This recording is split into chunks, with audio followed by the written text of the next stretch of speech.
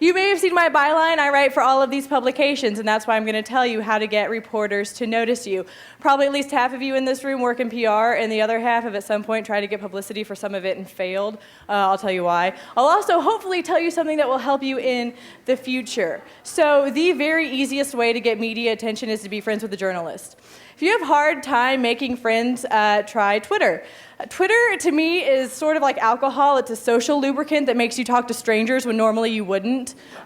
So, for instance, I didn't know Nicole Nishinzi before Twitter, and we started following each other. We exchanged a few replies, a couple direct messages. We had coffee, and now when she calls me, I answer the telephone, and when she emails me, I respond. I don't cover everything she sends me, but I don't ignore her, which is, a plus. So if you have to go the old-fashioned way, you can send a press release, but don't be an idiot. And this is where I'm going to offend some of you, and I'm not really that sorry, but because I'm not saying that if you're a poor speller or you confuse your with you are, that you're automatically an idiot. I'm just saying don't do those things in a press release that you're going to send to 20 journalists, because when it comes to grammar, journalists are real assholes, and we will ridicule you before deleting your email. So just proofread it before you send it out. Get somebody who doesn't do all of these things to proofread it for you. An AP style, know it, love it, sleep with a book under your pillow, whatever you have to do. Because if your press release is written really well and in AP style, you make it really easy for me to copy and paste it into my newspaper somewhere, anywhere.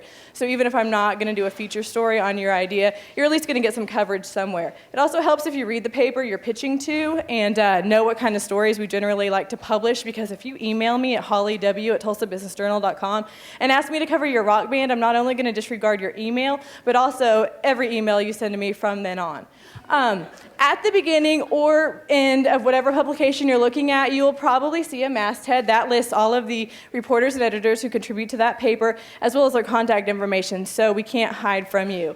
Look here, find out who you want to send your release to, and email it. If you are confused, you don't know who to send it to, you can call the publication and ask.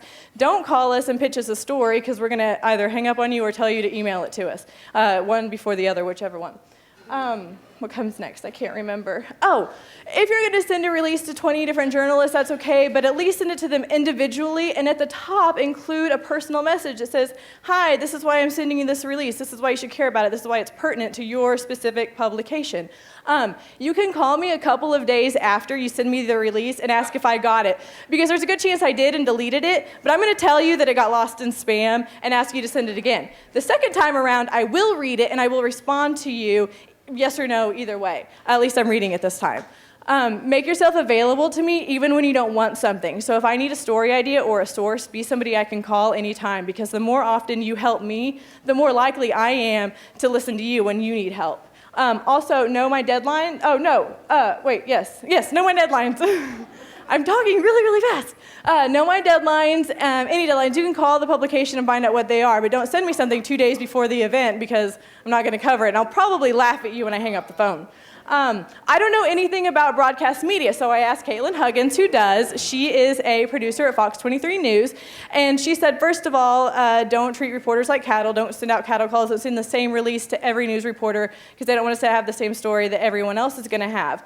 Also, think about what you're pitching and some interesting B-roll that you can provide. So even if you're pitching like an employment story, she gave an example, send an idea to go to a job fair or something to get something interesting to look at. Nobody wants to watch a guy talking unless you're right here, right now. Also, if you want an event covered, the earlier you hold the event, the better, and the more likely it's going to get covered and broadcast in more than one like TV show or whatever, like at noon and 5. If you have an event at 4 o'clock, it's probably not going to get covered by anybody, unless Dewey Bartlett is there or something.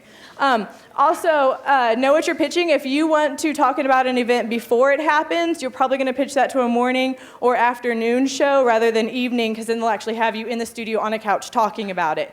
I didn't talk about radio because I only have 5 minutes, but this guy knows everything there is to know about radio, so tweet him. His name is Joe Kelly, and he'll tell you anything you want to know.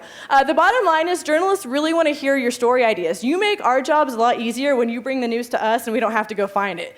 So even if we say no to the first few ideas you send, keep sending them. Eventually something will get printed. I hope this was informative and didn't offend too many of you. Thank you and good night.